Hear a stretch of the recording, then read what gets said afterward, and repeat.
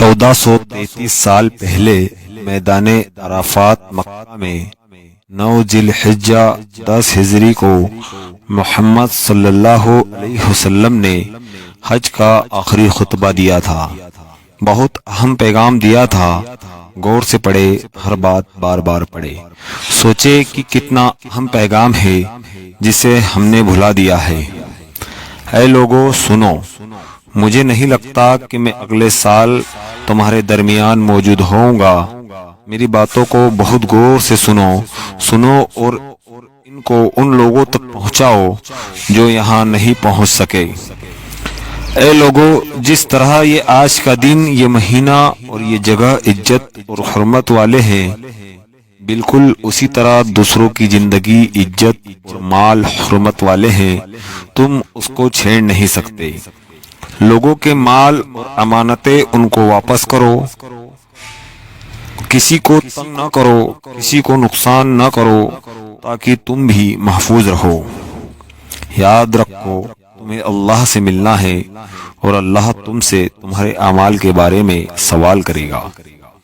اللہ نے سود بیاج کو ختم کر دیا، اس لیے آج سے سارا سود ختم کر دو، معاف کر دو۔ تم اور عورتوں پر حق رکھتے ہو اور وہ تم پر حق رکھتی ہے۔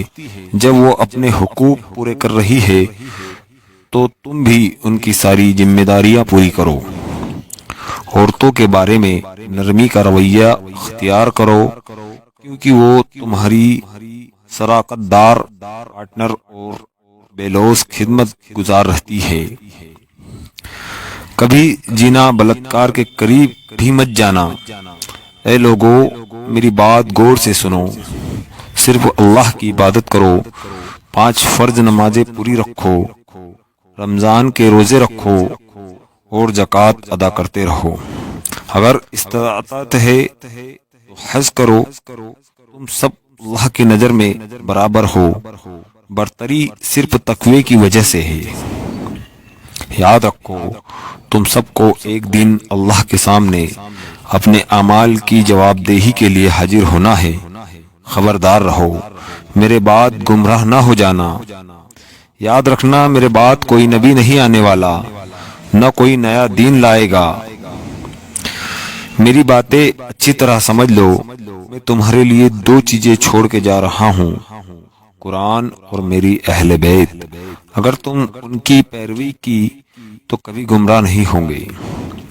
سنو تم لوگ جو موجود ہو، اس بات کو اگلے لوگوں تک پہنچانا اور وہ پھر اگلے لوگوں تک پہنچائے، اور یہ ممکن ہے کہ بعد والے میری بات کو پہلے والوں سے زیادہ بہتر سمجھ اور عمل کر سکیں۔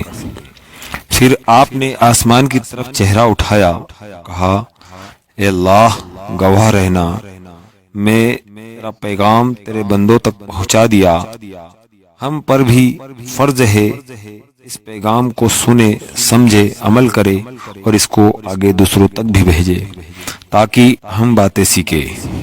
اللہ پاک کی بارگاہ میں دعا ہے، مولا اگر سننے بولنے میں کوئی لغزش، خطا، غلطی، بھول ہو گئی ہو، مولا تیرے حبیب کے صدقے میں معاف فرما کر ہمیں اور تمام امت مسلمہ کو حضور صلی اللہ علیہ وسلم کے بتائے ہوئے طور طریقے پر زندگی بسر کرنے کی توفیق عطا فرمائے۔ آمین یا رب العالمین۔